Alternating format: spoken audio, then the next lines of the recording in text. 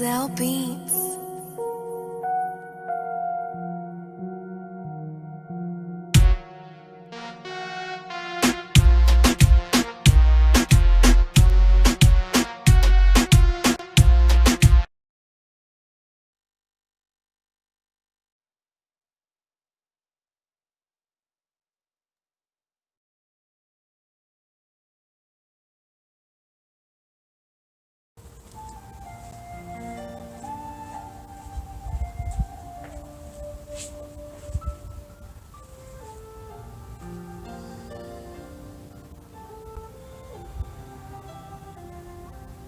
Legs crossed, back straight, eyes closed, breathing in through your nose and out through your mouth.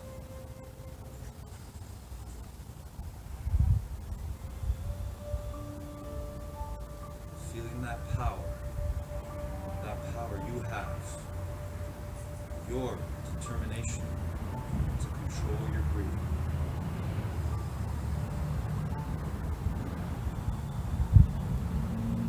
Same way you can take control of your mind anywhere you are, whatever you're doing.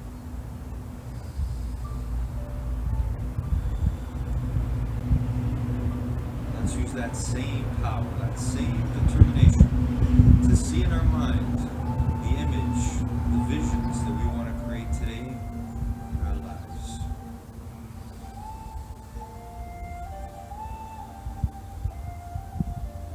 See ourselves doing the best we can on all of the stretches and exercises we do together here and now.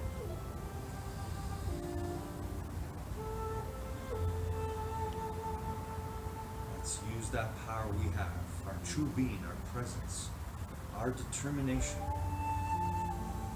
to see in our mind right now, go into the future. Think about what you want to make real. Bring it to the present. That music goes off.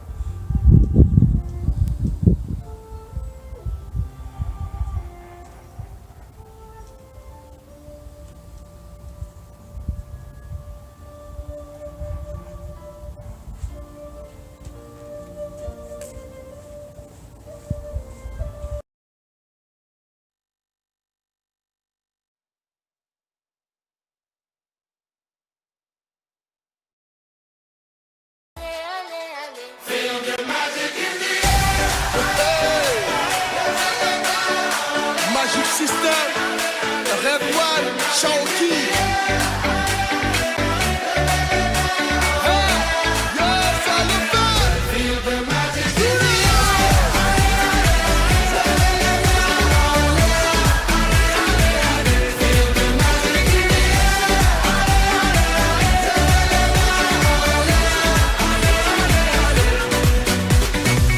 Comme d'habitude, on est calé. Comme toujours, ça va aller. On te met l'ambiance à gogo. Tous ensemble, on fait le show. On t'invite à la magie, y a pas de raccourci. Oublie tes soucis, c'est bien faire la folie. On t'invite à la magie, y a pas de raccourci. Oublie tes soucis. Oh, oh, oh, oh.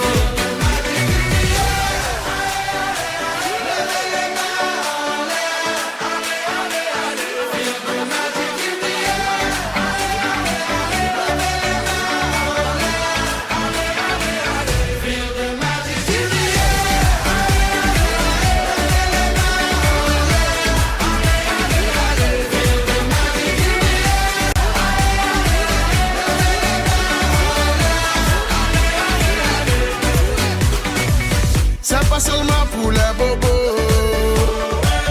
Nous on vient dans nos mambo. Mon ami, si tu as le niveau, rejoins-nous pour t'enjailler. On t'invite à la magie, y a pas de raccourci. Oublie tes soucis, et viens faire la folie. On t'invite à la magie, y a pas de raccourci.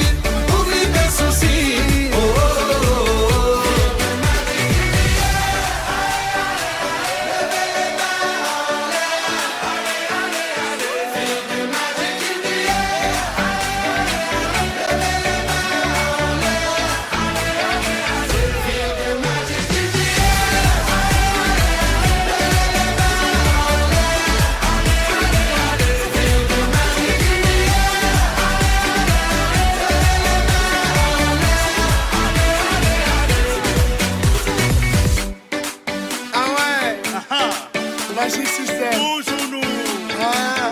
change pas. Ah, Shawky avec Red One. Est-ce que ça marche? Ça marche pas. On vient du ghetto pour aller plus haut avec les magiciens. C'est le wedding, oh, oh, oh. On vient du ghetto pour aller plus haut avec les magiciens. Oh, oh, oh.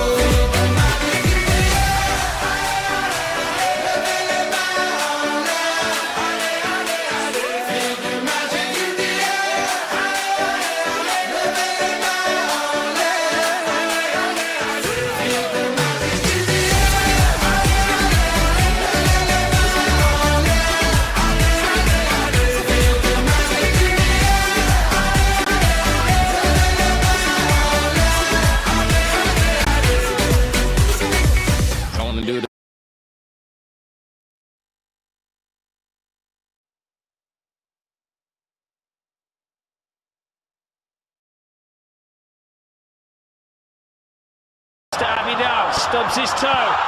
Messi, David Villa. Messi takes.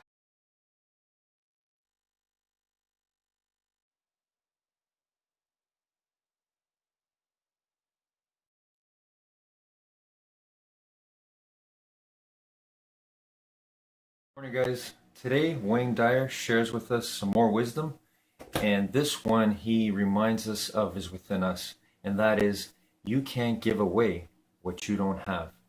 And isn't this so true? So when we look at ourselves, as we look at ourselves trying to develop the full power and control of our mind, if we don't fully control ourselves and that power, that positive power of our mind, how is it that we can even begin to share that or give away that with others? So same goes with fundamental law in life, which is love. If we don't love ourselves, if we don't feel good about ourselves, well, then how can we give that to anyone else? We can't give away what we don't have. And it sounds so simple, but it's number one. Everything starts with us.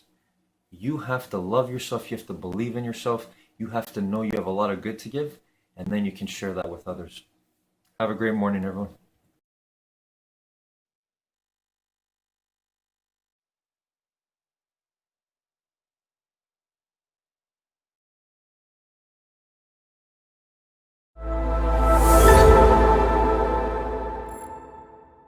Today, I get to share some ideas with you on health that I've learned in my own personal journey, but also as a high performance coach for 16 years.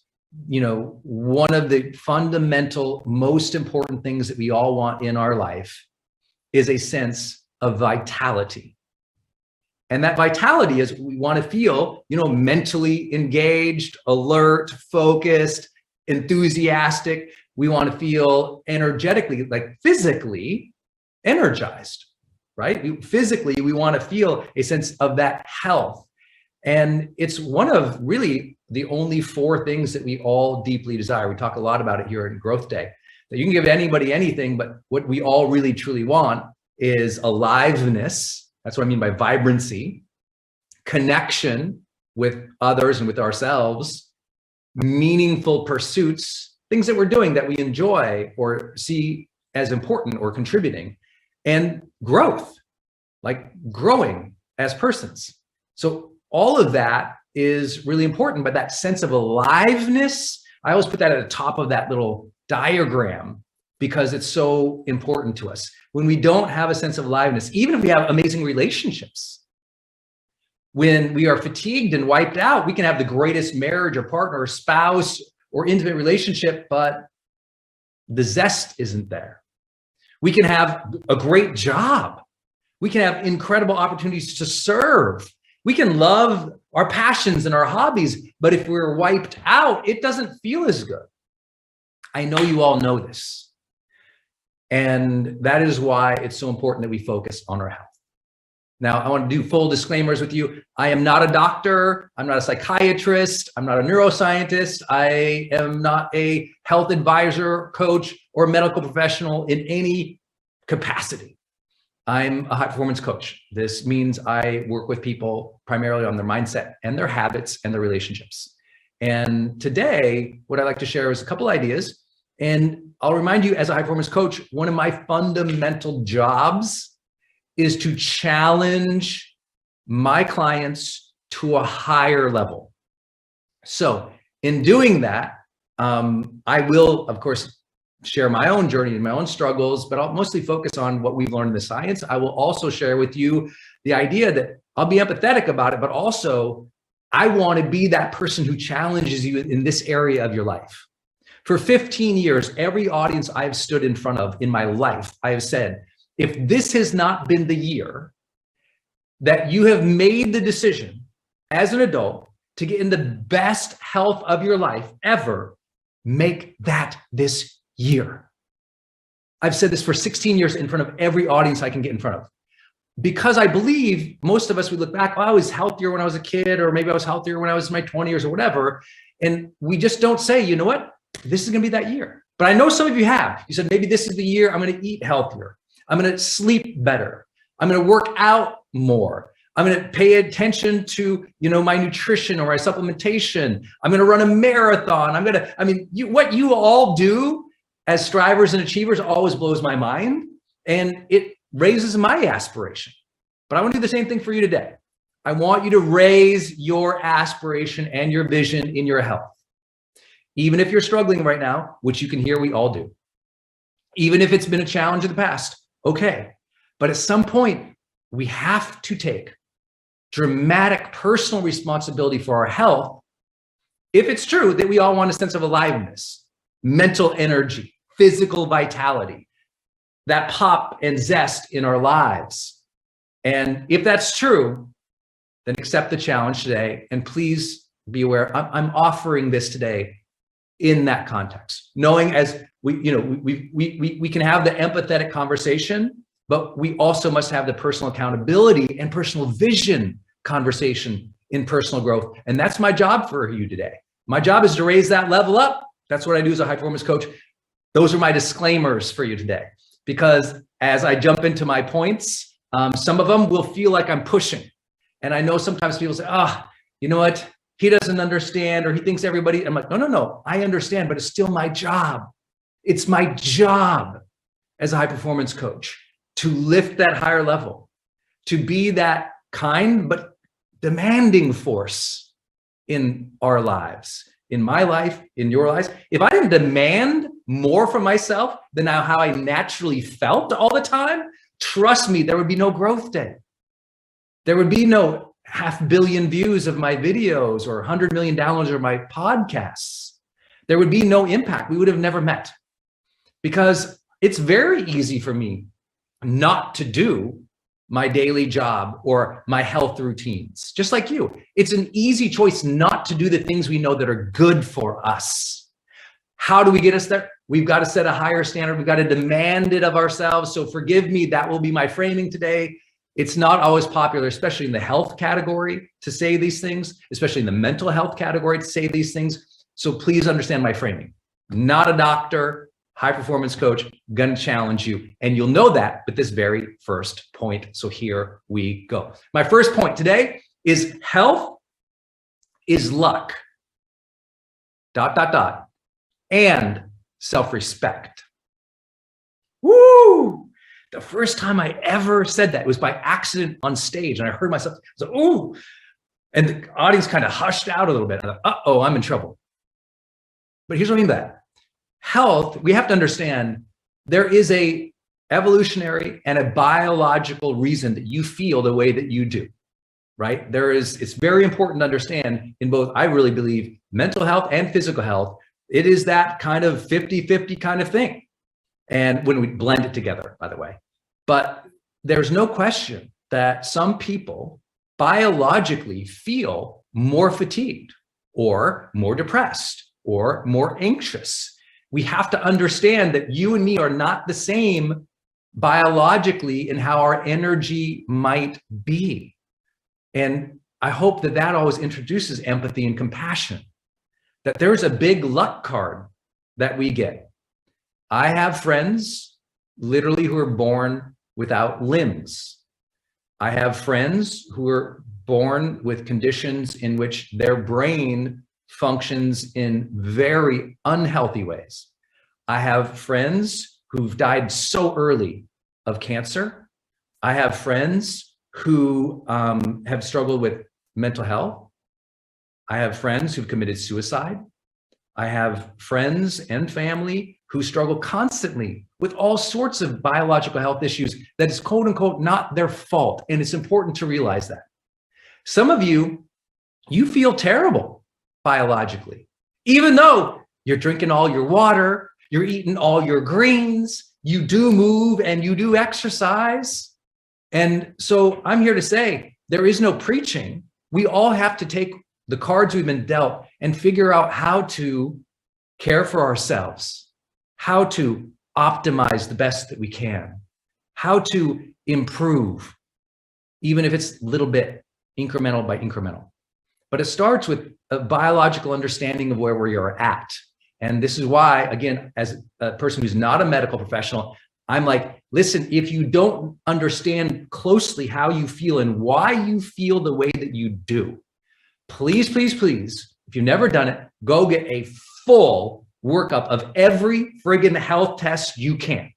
As an adult, as somebody who's accountable for your health, go get the blood tests, go see the nutritionists or the dietitians, go work out with the trainer, go literally do all the genetic testing that you can do to understand what's up with you.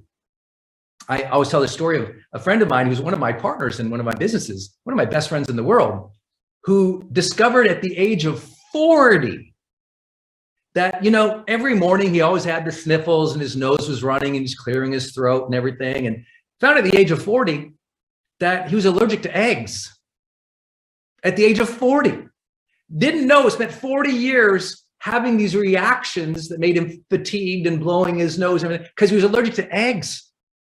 And I think that's a sad thing about our society is that we're not taught or trained or honestly empowered or equipped or served with some simple health support when we're young that says, hey, look, seems like you're allergic to this thing. Don't eat it. I mean, how is that not part of our educational process, right? Or healthcare system that, of course, we would all find out very early on and be tested multiple stages of our life, including every new decade. What are we allergic to? What preconditions might we have? What's our genetic makeup leading us towards? So this is where I say health is luck, right? Health might be luck, but it's your job to be aware. Your job, no one else's. No one's going to come and save you here. You've got to do the testing and see the medical professionals and dietitians and people who can help you optimize and care for your body. I believe that has to be something we demand of ourselves. It's not served to us, at least not in the society I live in. So we have to take accountability for that. So health is luck, ... But here's the thing. It's also self-respect and self-love.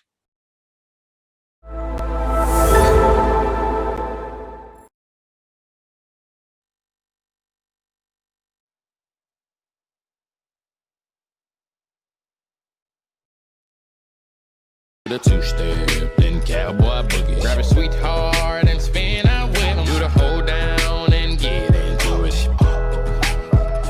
Take it to the left now and dip with it. Gon' throw down, take a sip with it. Now lean back, put your hips in it.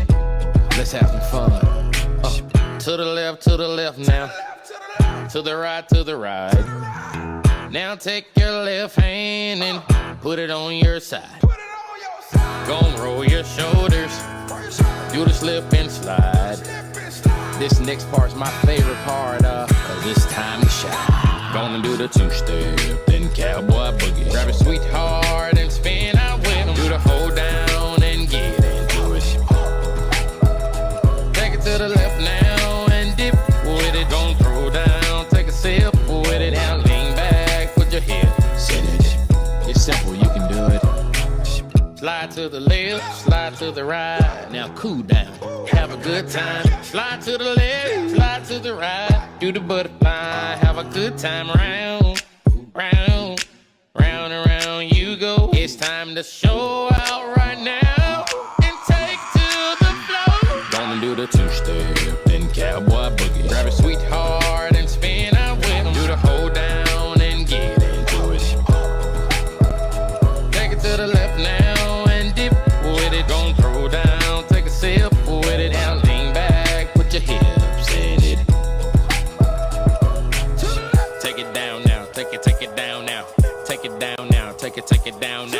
Bring it up now, bring it up now. Bring it up now, bring it up now. Take it down and crisscross. Bring it up now, crisscross. Do whatever you like right here. Just have fun. Gonna do the two-step, then cowboy boogie. Grab a sweetheart and spin out with him. Do the hold down and get into it.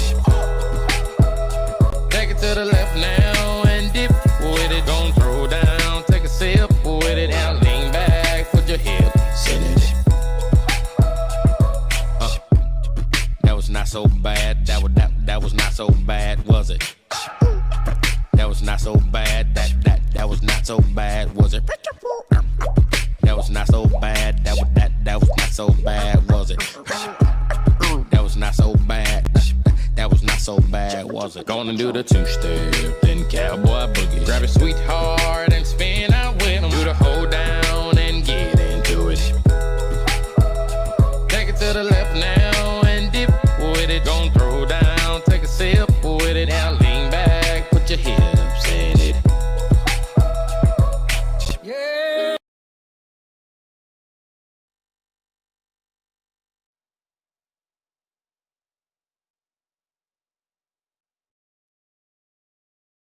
Defenders away. Villa finds Messi. Messi! Easy. Great stop by.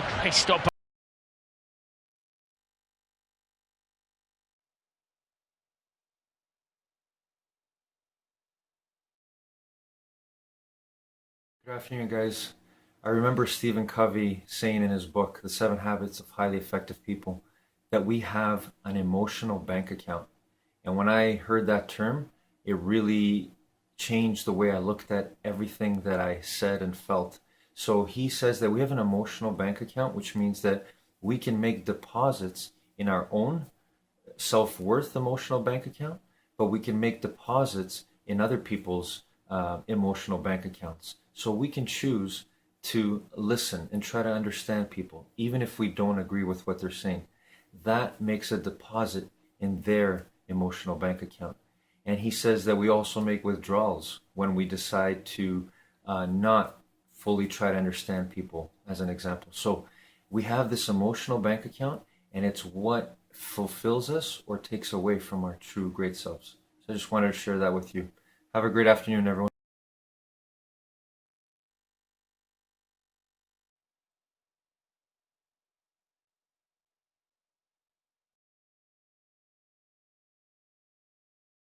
Well, who do you want to be? If you want to be something different, then write a script. Who am I? And then practice it. And practice makes habit. And if you practice something and it becomes habitual, then there's a point where you don't have to practice anymore. Just like driving a car. You don't have to practice. Put the key and think about wherever the hell you want. You're off on the road without even thinking about the details. Fake it till you make it. So you're not a happy person. And your life is unhappy.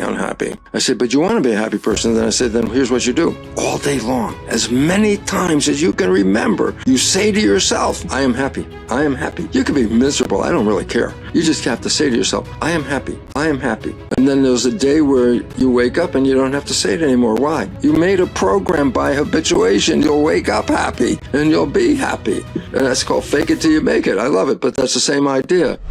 Hi, I'm Bruce Lipton, author of the best-selling books, The Biology of Belief, Spontaneous Evolution, and The Honeymoon Effect.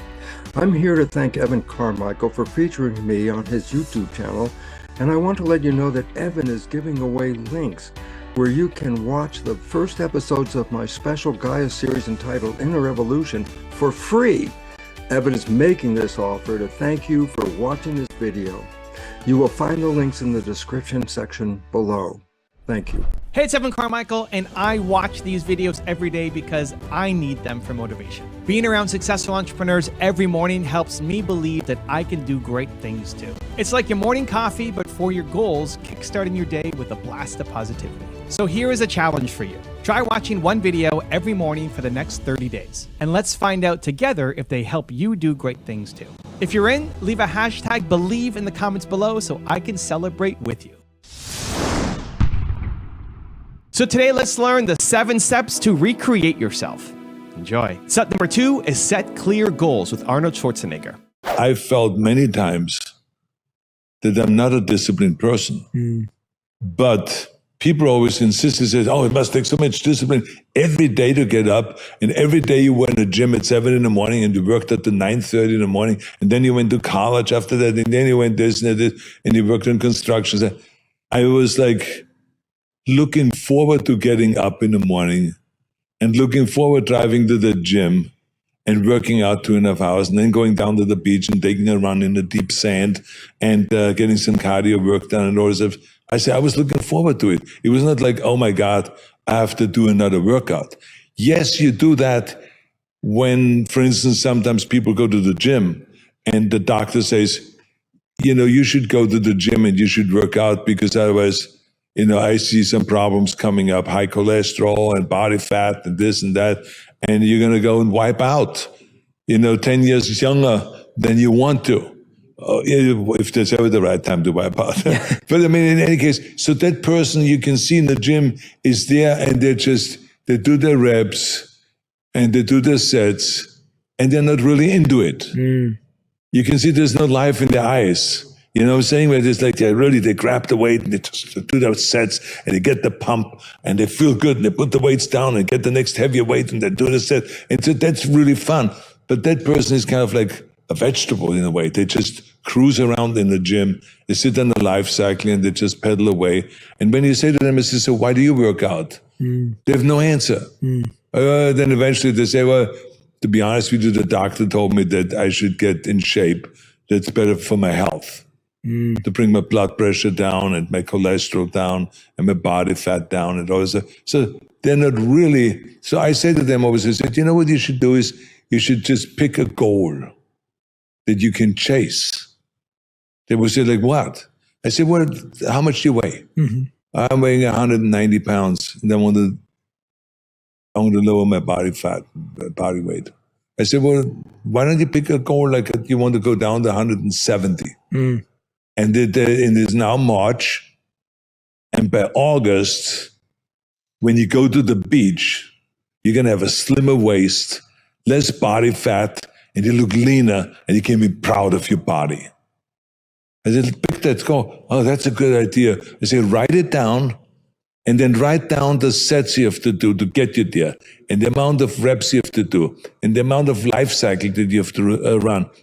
And regular bicycling and running that you have to do. Write all of this down and then you mark it off. Every day you mark it off. That's what I did. To me, there was really that feedback that I see a line being crossed. That means one set was done. It was a satisfying kind of a thing. The line was crossed off. The next line was crossed off. And so I tell people that and then they just say, oh my God, this is, I'm going to do that. That's such a great idea. Then they come back to me like a few months later and they say, this worked. It was unbelievable. It worked. It was fantastic. And it really gave me a purpose. You see, so that's what it's why it's important to have a purpose when you do things, to have a clear vision when you do things, because then you don't have to look at it kind of like I have to be really disciplined to do that, or I have to make certain sacrifices to do that, because then it just drags you into that direction and you just do the work. Step number 3 is run strong systems with Robin Sharma. Run strong systems. You want to systematize your life, systematize your travel, systematize your day. You want to systematize your business. Some organizations like Starbucks or McDonald's, they have systems, and that ensures consistency. And so when you see yourself, let's say, having a great day, ask yourself or deconstruct it in your journal, what did I do today that made it so great? That'll bring great clarity, and then build systems around it. If you have a team, build systems. Maybe it's the morning huddle. Maybe it's the once a week lunchtime growth seminar. I don't know what it is, but systems are so important. When I travel, I have systems. I call them SOPs, standard operating procedure. At the office and with the team, I have systems. At home, I have systems. So I don't have to think, and that frees up bandwidth and willpower. Step number 4 is leave your comfort zone with David Goggins. Would you say you've built this almost like sadistic quality where you almost enjoy the pain? I don't enjoy it. It's necessary. Yeah. It's necessary. So every morning I wake up, it's not just about working out, but for me, working out has been a very big part of my mental growth. So for me, if I am not challenging myself every day, and I swear to God, people will not believe it, I was over almost 300 pounds twice in my life. A person that does that twice in his life, does not enjoy cardiovascular activity. Okay? Yeah. So people can put anything they want to in their head. I did realize one thing. The things I don't enjoy that I still do, that's where growth is at. And that's, for me, the only place growth is at is in that very uncomfortable, in that uncomfortable zone. Yeah. So I have to visit it every single day. Step number 5 is connect with yourself with Mel Robbins. If you have big goals, you better stand in front of that mirror and high five yourself every day, every single step of the way. Stop looking around and waiting for everybody else to do it. Start giving it to yourself, and you will be shocked at how much more quickly things start to happen, at how much more joy you experience along the way, at how much more present you are. Yeah. It's wild. And this isn't about like pumping yourself up to think you're like the best person on the planet. This is like the baseline. This is literally being like, you know what? You're going to have an okay day. Let's go do this. You know what? I see you. I know this is hard. Keep going. I know you're nervous to have this hard conversation with this person. I believe you can do it. Yeah. Let's go. Yeah. Like it's just one little boost along the way. You know, if you think about the things that go viral, it's little kids in front of a mirror with their parents getting them to talk Believing in affirmations. themselves, yeah. Correct. We all know that's how we're supposed to feel. But we feel weird and cheesy practicing it? Right. You kidding me? Right. The other thing that goes viral, all these teachers that are high-fiving and fist-bumping kids with these handshakes as they go in, and the mirror one with the I am that just kind of went viral. Why do we all love that? Because we know each one of those kids just felt seen and felt good and felt motivated walking into that classroom. Start your day that way. Step number 6 is develop a growth mindset with Andrew Huberman. A fixed mindset versus a growth mindset. A fixed mindset is one in which you're trying to look smart, that you're not so focused on effort, that your response to setbacks is to give up, and your academic and other forms of performance tends to be low. Whereas in a growth mindset, your goal tends to be to learn. You tend to value effort more.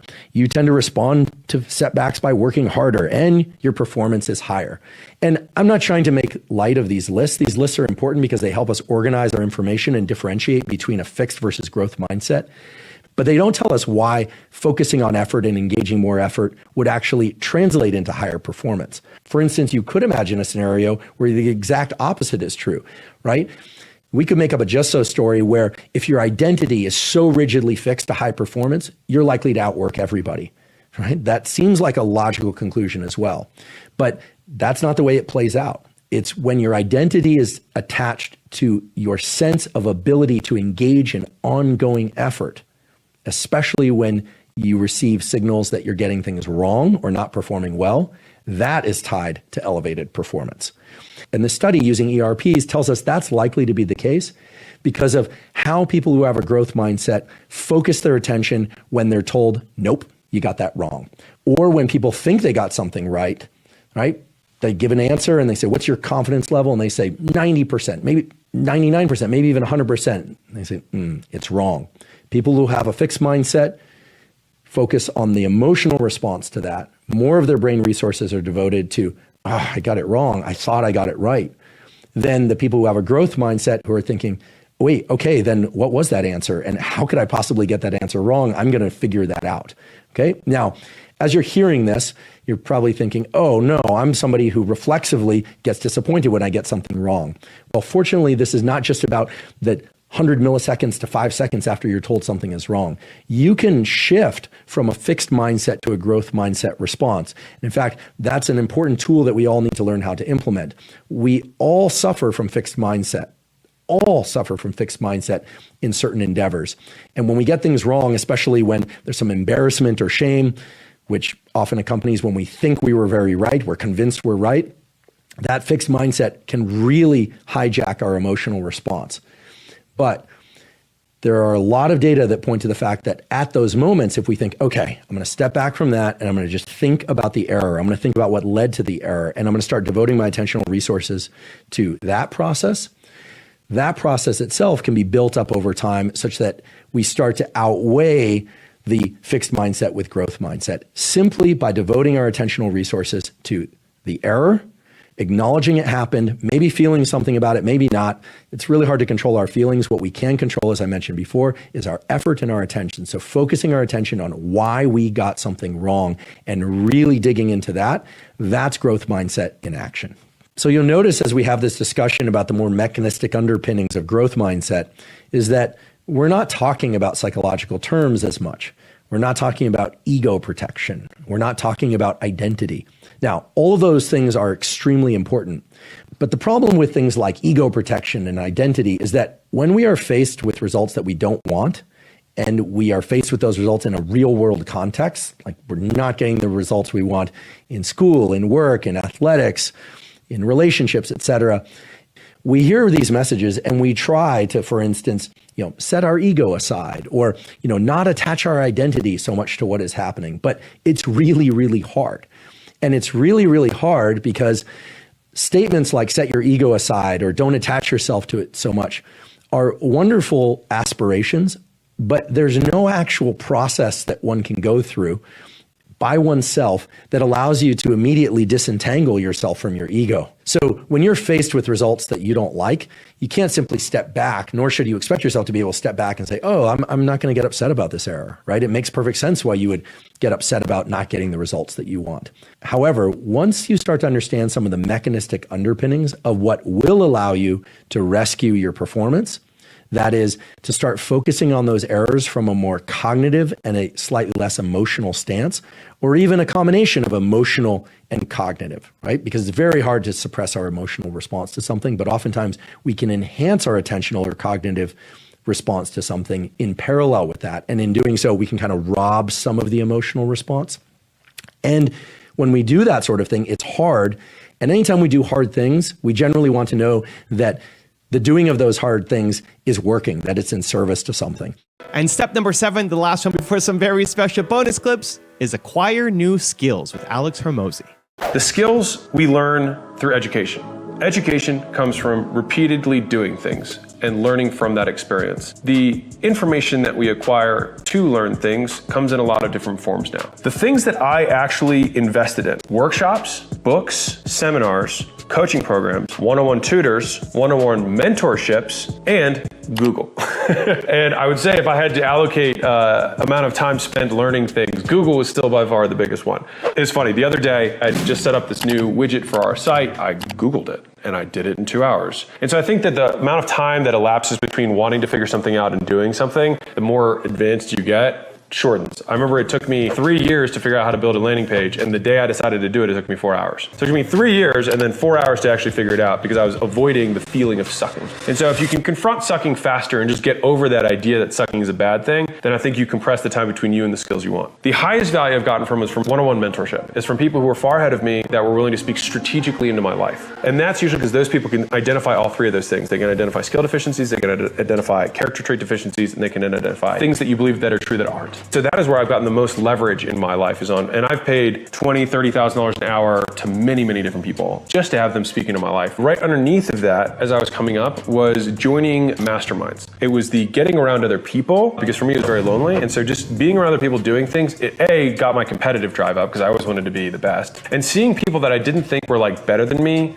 do something better than me gave me hope that I too could do it. I'd see somebody be like, I don't think they were harder than me. I don't think they've got like some genius brain. If they can do it, I can do it too. Also, when I was in those communities, they would also already have sifted through information for me because there's lots of information out there. The problem is that we have limited time. So it's no longer about, oh, information's free, you can find it anywhere. It's not free. It costs time to go find where it is. And so the idea is when you pay someone for information, it's not you're paying for the info, you're paying for the time it took them to sort through it to hand it for you. So you're cutting time. That's what you're saving when you exchange the money. That's the idea. And I think a lot of people don't get that. This is the actual order that I bought things. So the first thing that I did free interviews. So I tried to reach out to people. So I just said, hey, I'll show you the stuff that I've got. You want to share notes with me? I can drive out there. We can meet up. And that's how I learned a lot of my initial stuff. Usually it was older guys who were willing to take a young buck under their wing. If you're young, the advantage you have is that you're young. You can get a little bit of that goodwill from older guys that you might not normally get if they're the same age. People are like, well, the millionaire won't let me pick his brain. It's like, well, no His time's more valuable than yours. You either pay them or you have to go down a rung. You have to keep going down until there's somebody that's either a peer or just slightly ahead of you who you can provide value to in a very narrow way. The next one I did is I joined a mastermind that was $10,000, and that was Sam Bakhtiari's mastermind, rest in peace. And he actually took enough of a liking to me that he said, why don't you just become my apprentice? And then he started paying me. So it was kind of weird. So I paid him and then he paid me back. And so I worked from 4 a.m. to 4 p.m. every day with him, basically as his secretary. And I learned a ton. 3 months just like learning all these new terms, sales, copywriting, affiliate marketing. I learned all this stuff just from him because he was in that world. From there, I started my first gym, and I stayed in that gym mastermind. During the time, I also bought a weekend workshop for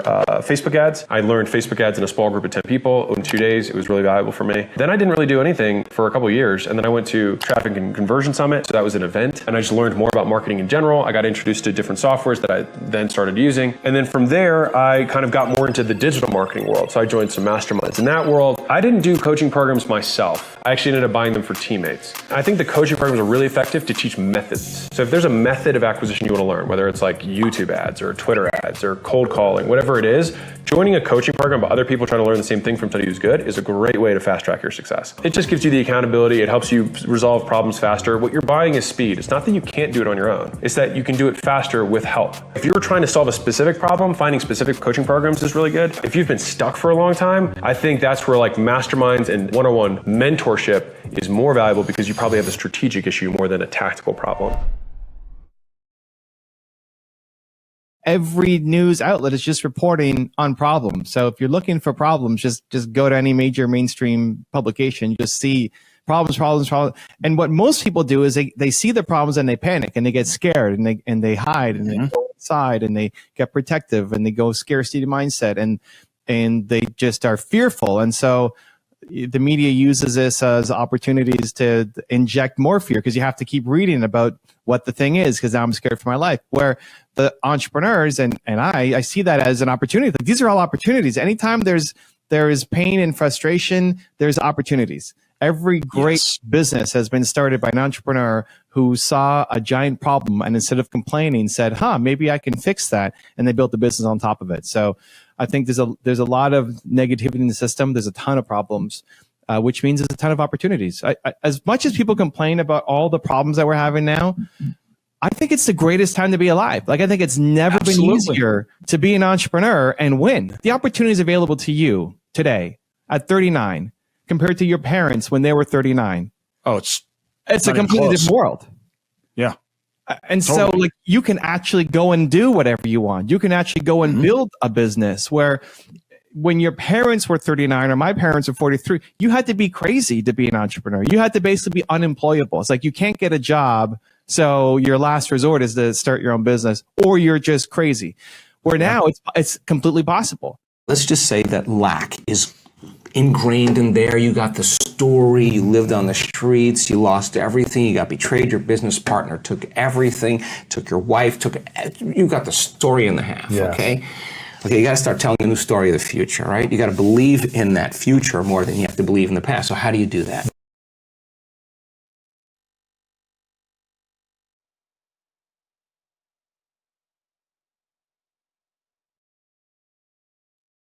I'm gonna take my horse to the old town road. I'm gonna ride till I can't no more. I'm gonna take my horse to the old town road. I'm gonna ride till I can't no more. I got the horses in the back, horse stock is attached.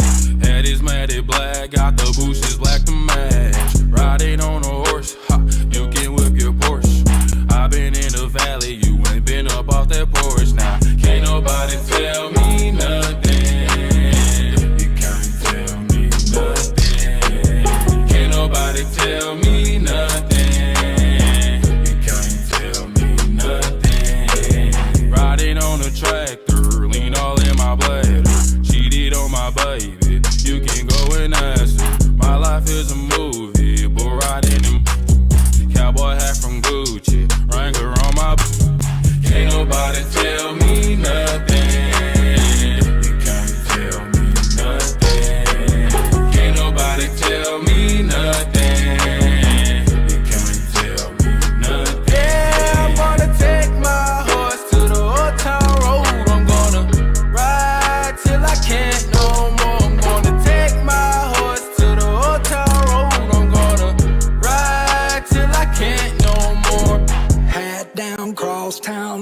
like a rock star. Spend a lot of money on my brand new guitar. Baby's got a habit, diamond rings and Fendi sports bras. Riding down Rodeo in my Maserati sports car. Got no stress, I've been through all that. I'm like a Marlboro man, so I kick on back. Wish I could roll on back to that old town road. I wanna ride till I can't no more. I'm gonna take my horse to the old town road. I'm gonna ride till I can't no more. I'm gonna take my horse to the old town road. I'm gonna ride till I can't no more.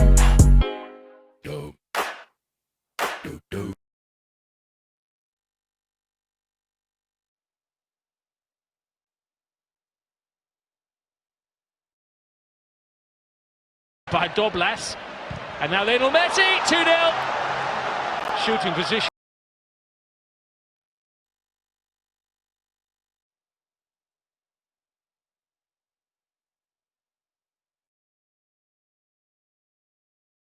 Good evening, guys. I want to share with you an example from Stephen Covey's book, The 7 Habits of Highly Effective People, and how we can all laugh our way to infinite mind wealth as we make mistakes. I remember a mistake he was describing by a gentleman who thought he was understanding his son, that he was actually trying to fully understand him. By posing the question, I remember he was telling Stephen Covey, I don't understand my son. He just won't listen to me. And try to think if you've ever done this before, because I know I have. And then Stephen Covey would say to him, let me get this straight. You don't understand your son because he won't listen to you. And so it went on back and forth until finally Stephen Covey said to him, I thought that to understand someone else, you had to listen to them. But the man was trapped in his own mind. He thought that he understood his son, and he just kept going on and on. So we got to remember, this is a tough process. Have a great evening, everyone.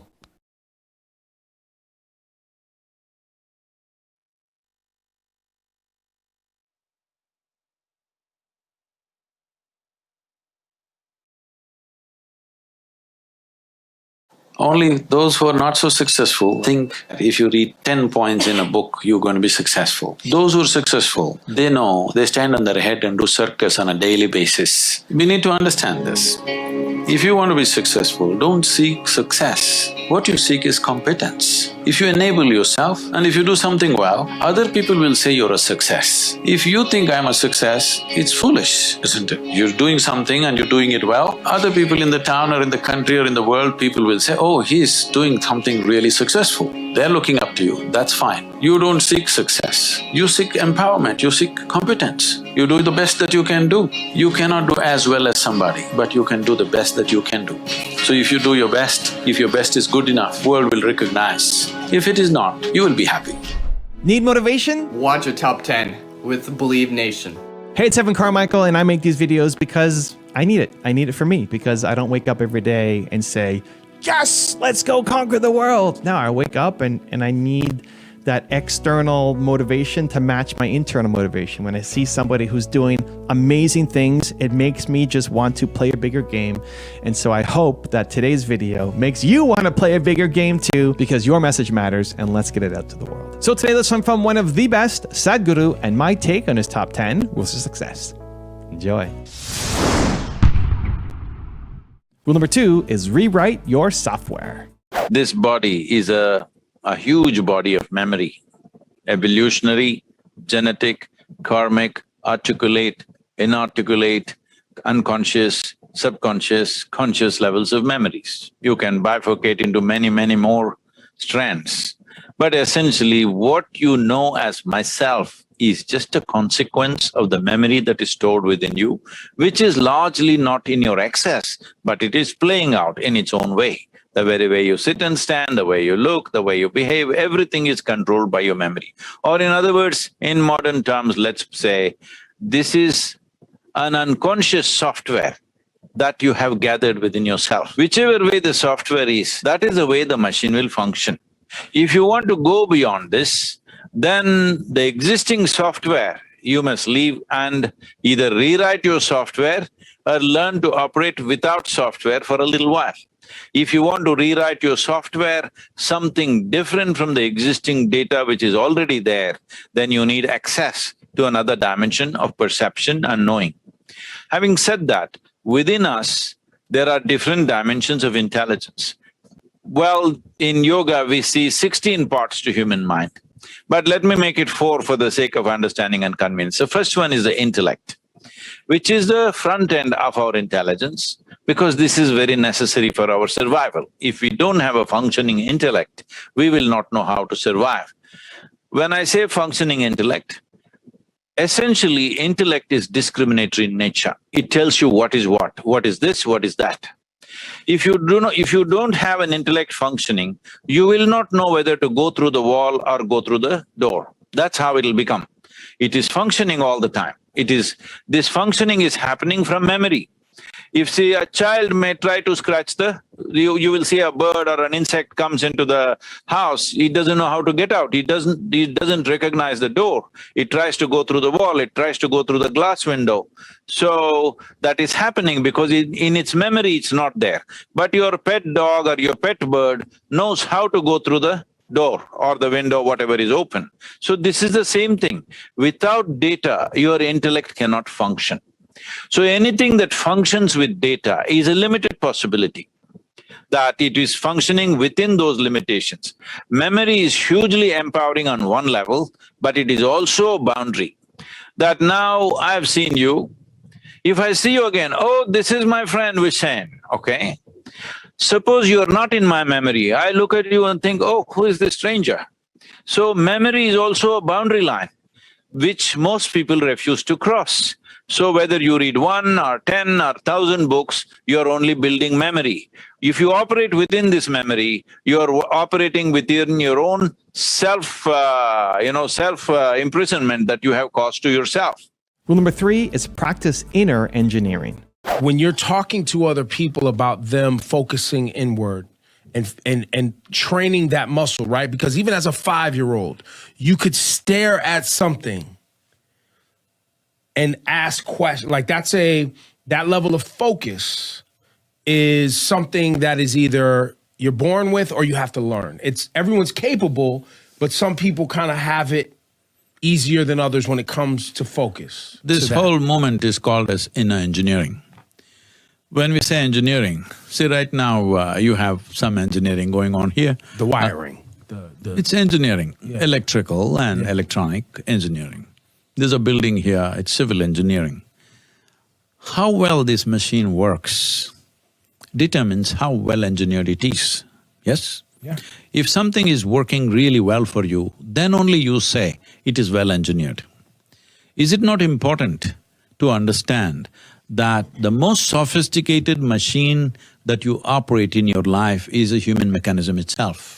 Your own body, mind and the complex mechanism that it is.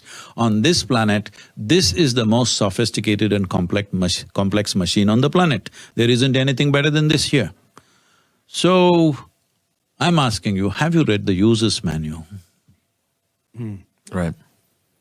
Then if you don't read the user's manual, you just somehow… If the guy who's playing the sound there, if he doesn't know anything about that machine, if he just bangs it here and there, once in a way it works. Yeah. Right now, once in a way people are happy, once in a way there is a sparkle of genius.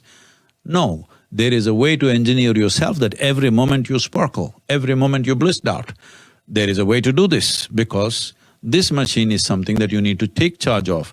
But today your education systems, your social structure is such, right from the day you are born they're teaching you how to conquer the world, but nobody is telling you how to take charge of this. The quality of your life will not depend on what you conquer in the world. Even if I give you the whole planet, you could still be miserable, all right? But if you take charge of this one, you determine the nature of your experience. If you determine the nature of your experience, what would you choose, misery or blissfulness? Rule number 4 is don't settle for comfort.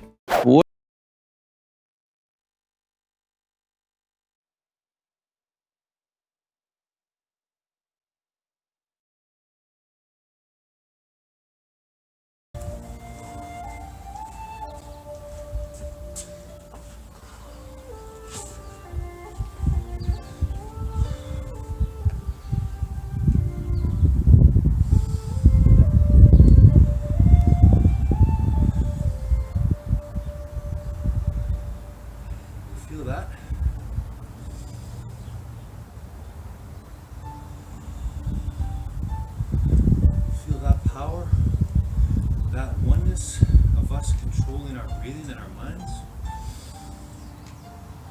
right here, right now, no matter how hard our movements, exercises were today,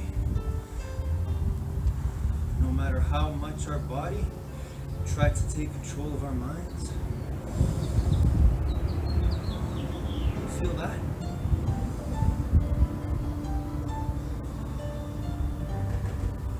That's you.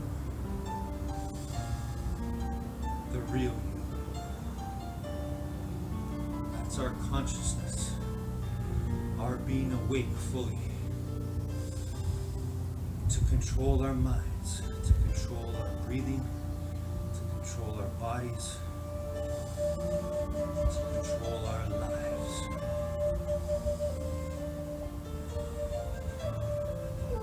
It's all possible through the power of you being present, staying